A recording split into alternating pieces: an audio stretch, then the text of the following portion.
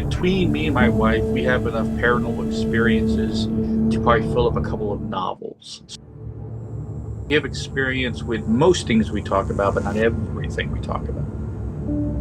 Because the podcast led us to being paranormal investigators. Me living on a haunted ranch when I was young, to my wife being a very talented psychic medium and basically speaking to the dead since she was 1 to 2 years old.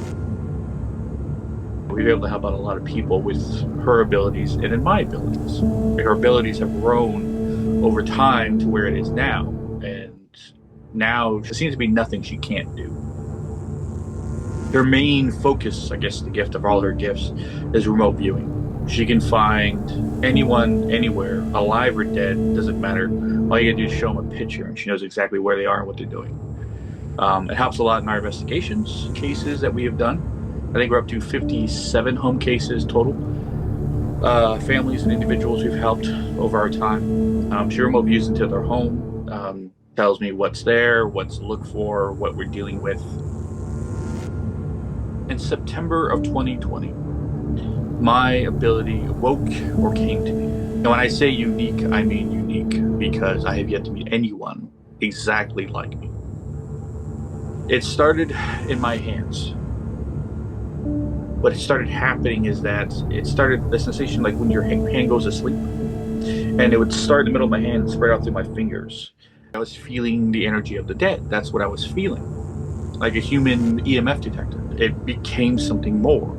And as my ability consistently evolves until this day. But what it became is what I've used it for the longest time. Is that it became more than just simply feeling the energy. It became pulling that energy into my hand and then therefore into myself, filtering it and then expressing it in a breath, like into neutral energy.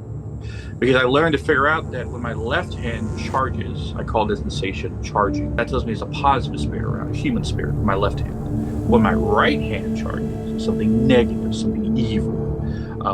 Mostly the negative human spirits and demonic entity. Severity of the sensation tells me how strong or how close the entity is. But yeah, I was able to pull it in like a vacuum. But that sensation of pulling and filtering, and to be clear, I only ever pulled negative entities. I've never taken anything positive off the playing field. This feels cruel to do so. But that sensation or that task of pulling and filtering started taking a toll on me physically. It actually started aging the right side of my face. Specifically with my hair, started turning it gray on my head and my beard. And my wife was like, you got to find a new way to figure out how to do this. It's taking a toll on you. At the time, we joined a paranormal team because of the podcast. And one of the guys on the team named Mike, he became my mentor. Now, he didn't hear anything about my ability before. He had no clue. And he's been a psychic medium for 20-something plus years. Paranormal investigator for about the same amount of time. Had no clue, never heard about this before, had no idea this could even exist. But what he helped me with was getting in touch with my spirit guides, learning more of the spiritual side of the paranormal, learning to look through my third eye, meditation, all that forms of stuff. And that's what he had kind of mentored me into getting stronger with. But he also had a vision, a dream of a symbol that he didn't know what it was. And he posted in the group chat the paranormal team were part of. And also, luckily, at the same time, we had a member on the team who was Jewish. So he automatically recognized the symbol as King Solomon's symbol. That's on King Solomon's ring. No one on the team knew who King Solomon was. I did, because when I was young, was part of a Christian church. So, of course, I learned the stories of King Solomon, stuff like that. But that gave me the idea of King Solomon, the only other person in history who kind of did what I did. But granted, he used somatic magic to imprison 70 demons in his ring. It gave me the idea. So if I could pull energy in, could I pull it in and put it in an object, essentially creating a haunted object? I don't know. So I tried. I bought a King Solomon replica ring, nothing special, just steel and silver. And I put it on my pinky and I pulled an entity and I said simply into the ring as I closed my fist. And I opened it and it was gone. It didn't filter through me and it was just gone. My wife one day, she heard screaming, yelling, swearing coming from the ring. She goes, "Oh my God, what's going on? What is that?" I explained what I've been doing. And she peered into the ring to see what's there. And she said it looked like a prison, like a holding cell. with all these dementor-looking shadow things flying around and hitting the walls, unable to leave and escape, basically just screaming and yelling, trying to get out. The ring essentially is a prison that nothing can escape. And other psychic mediums that I've shown it to, their interpretation of it is, yeah, it's like a prison. It's everything that goes in never leaves. It's just, they're stuck there. Like a year or so before I realized, oh, it's not a haunted object. Because haunted objects, as we know them, influence the people around them. From Annabelle, from Robert the Doll, that they can cause nightmares. They haunt the people. But this ring, at last count, like I've said, I've been doing this for almost 5 years now. At last count, I have 179 confirmed demons in that ring. But just one demon in that ring shouldn't be enough to cause everyone in this house to have nightmares, to be influenced. But no one in this house would know. No one would be infected. You would have no idea that thing is in this house by walking into it. So that made me think, well, if it's not a haunted object, then what is it? It acts like a haunted object, but yet it's not a haunted object. Or, I don't know, it's strange. So my only conclusion I came up with is that it's possibly a access point to another world or another plane of existence, or some place that these things go that they can't leave from, like its own, like a pocket dimension, if you will. But that's my only possible conclusion, that what it is, because things go in and they never leave. And through my mentoring through Mike, I learned to look through my third eye, and I realized, or I was able to see, that it wasn't a vacuum that I was creating with my hand. There were strings of energy leaving my fingertips and firing out and wrapping around the entity like a boa constrictor, and then condensing and reeling in the energy of the entity until about the size of a ball in my hand, and that's the energy I send into the ring. Those strings, those tendrils, able to reach through into where I am, into where, let's say, where you are, and pull whatever's in your place, from your place into my place through the phone, and throw it in the ring. Because of that ability to pull, but it has to be in real time. It can't be something pre-recorded. It has to be as it is right now. I look at it as essentially folding fourth dimensional space, because my phone is where it is, and someone's phone can be where it is. But when I pull, they're back to back, and I'm basically reaching through, grabbing, and then regardless of distance. And like I said, 57 home cases. I have helped people across the entire world. I've helped people in Australia, England, India, Portugal, Mexico, Canada. I'm really big in Canada. A lot of people in Canada we've helped out. All across the United States. Ireland. Recently, we call it the not Hawaiian Islands, Belize. That area around there in South America. It doesn't matter distance. And the most strangest thing I ever did was a guy asked me if I could help out his mom, but his mom was in another country. Said, well, I can see her CT footage. You think if I point the camera at my camera, you can reach through my phone into the screen into where she is? So I reached in, and it was the strangest feeling to go into one location, then go into another location, and then pull from that one. It was like levels up. Like, it reminded me of Perception, going doom, doom, doom, back. But that was the craziest pull I've ever did. But one of the evolutions of my ability was, in the beginning, I would have to take your right hand and hold it. When I did that and I focused, I could see into what I call the mind forest, which is a subconscious part of your mind where all your darkness, your trauma, your negative emotions, either buried consciously or subconsciously, is. We hear that over the spirit box. They call me that. They call me Ashwakanataka. We hear that come to the spirit box. And when my wife or Mike, he does the Estes method, he says that as he's interpreting what the spirits are saying. He says Ashwakanataka. Right. I have friends, paranormal investigators that are in Vancouver, Canada. And he was investigating one evening, and he was at a place where there's a lot of Native American burial site going on. And he asked the spirits there, hey, I got a friend in the States. I want to know if you guys know this name. Do you guys know the name Ashwakanataka? And he got an instant response over the spirit box saying, yes, he is king.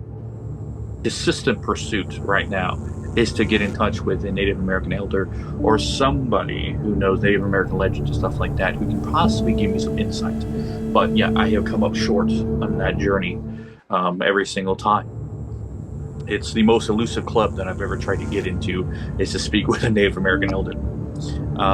Being part Native American myself, like 10%, I think, my great-grandfather was Choctaw Native. I know by the sound of my voice, whoever's listening to this rather than watching it, they think, this guy sounds white. What are you talking about? No, I am 90% Hispanic, specifically Mexican. My father is from Mexico. So I found out when I was 30 that my mom was telling me that I was talking about how I was 100% Mexican. She goes, "You're not 100% Mexican."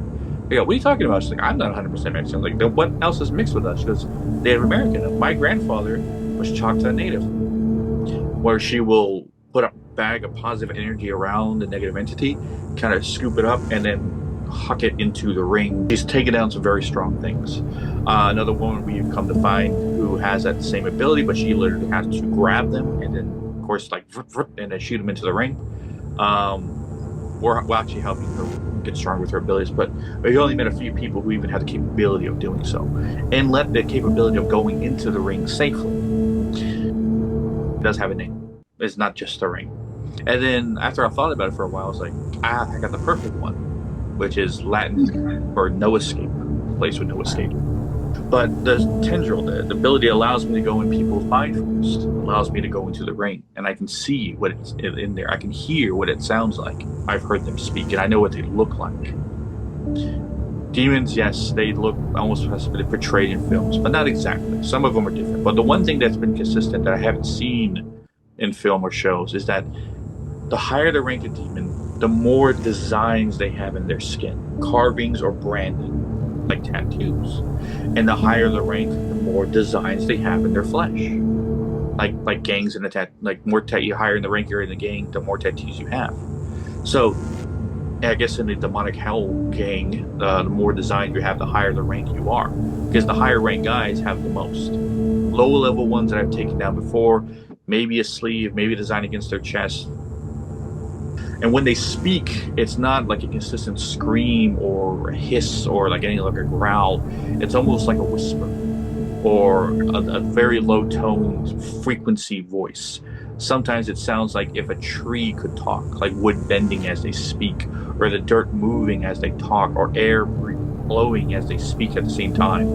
It's very elemental at the same time as they're speaking. And yes, the way they look, it would give people nightmares. But yeah, they're all after the same thing.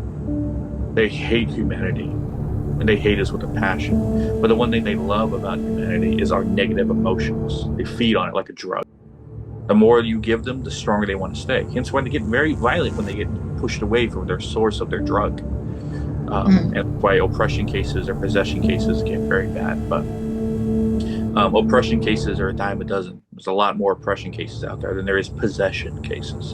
In my 5 years of doing this, you think I would have ran into a possession case? Yet. I have yet to come across a possession case. Full-on demon possession case. Yet to do it. Oppression cases? Out of those 57 that I've done, 40 have been oppression. I am high-functioning ADHD. So is my wife. And of course, our son's autistic. Well, we all are. But he was nonverbal for a majority of his, about the age of 3. Him telling us what he's interpreting is different, but he can see. Figure out if I can move my ability into third-dimensional space. If I can, for example, instead of pulling negative energy out of someone's head, I could pull cancer out of their body. Or I could rearrange the atoms or the molecules, whatever, the energy essentially in their eyes, and change it from blind to see. Heal wounds, grow limbs back, change the matter of how everything affects us in this dimensional space. Right? Which is possible if I'm doing it to them, but they can do it to us. So that has been my pursuit for the last 7 months, is trying to figure that out. And I think I'm getting pretty close. And I say that because an experiment I did at the park, where I call it the park, but it's a park that's near our home. It has a big old giant open field, a natural field that's just there, about the size of a football field. It has a trail on one side. There's a lot of Native American spirits that are there. We cleared that thing out several times to a point where it's basically kind of our neutral area where we go to just test things out. But I thought a perfect place to perform a couple experiments. So what I figured out is if I can put 6 points of energy in a King Solomon symbol, specifically the King Solomon pentagram, right? It's 6 symbols and a star and a circle and stuff like that, like spears in the ground. And I'm in the center and I pull this energy using both my hands. That image came to my head, so I tried that. And what was interesting is when I was pulling that energy in, I could feel it on both sides. Megan said when she was looking at me, she saw that I started glowing like I was made of light. And of course, when I stopped it, and then all of a sudden my hands started floating on their own accord. Like not something picking it up, but like as if my hands were like a balloon with helium and they started floating on their own, picking up my arm with it. I literally had to use the muscles in my arms to push my hands down, and it was just my hands. It was the strangest feeling in the world. But after I did that, I was able to heal temporarily myself. Like I had negative energy in my right hand, like I guess gunk, and I threw it into the ring. But it was gone. And I did it to Megan one day. She had a headache, and I did that. She said she felt her head just like moving around, like it was weird. And I was like, okay, this is the start of what it can be. And I told her, what does it look like to you when I do this? She said, it looks like a tunnel. Like you're like a tunnel of energy going in one direction and another tunnel of energy going out the opposite direction is what I was creating. Yeah, it was strange. There's deeper clues, like I've said, with the Native American people that they have that could probably get me there quicker, other than me trying to figure it out on my own. But they get to contact me, so I'm kind of on my own over here. But I have other psychic mediums, friends of ours, other investigators have been helping us out to get to this point. And of course, I've helped them out with their investigations. And they have respect for the dead. They go in there with a respectful mindset. They do things by the book. They have a very scientific mindset of how they investigate. Then there's a third class, which seems to be alone with me and my wife. I met a few others who have that mindset, but it's not their forte. It's a third paranormal investigation team that only goes out there to clear out. That's me and my wife. We don't go to collect evidence. We go just to clear things out. We do collect evidence as we're there. I wear a body cam as we go investigate, so you can see from my point of view. Megan sometimes holds the camera, sometimes doesn't, but most of the time it's just my point of view. She'll take pictures. She'll do S's method, and she's actually creating her own form of S's method. You have the Gainesfield method. You have the Estes method. And then there's a Delco experiment, different forms of trying to communicate with the dead through the spirit box listening. Megan is starting to create her own, and I think we're going to talk about it in one of our episodes of our podcast, but her way of doing it is very unique, as my ability is. But it's almost like she becomes a spirit box. I've seen spirits, I've seen ghosts and stuff like that, but that's because they're there. I've encountered several different things in my youth. It almost makes me understand that, okay, this ability is me, or it's specifically to me. I had these episodes when I was a kid where every time I would have deja vu, I would have a seizure. I would get a massive headache. It felt like my lungs were being squeezed. My heart was being squeezed. I felt like I was going to throw up. The room was spinning all at the same time.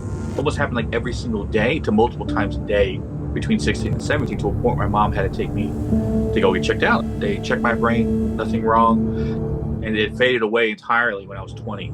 And then it didn't show up again until I was 26, 27. But like randomly, like maybe 4 or 5 times in a year. And then 28 picked up every now and then, 29 every now and then, 30 every now and then. But when I gained this ability in 2020, it faded away. But then it started to come back. And I realized what was happening.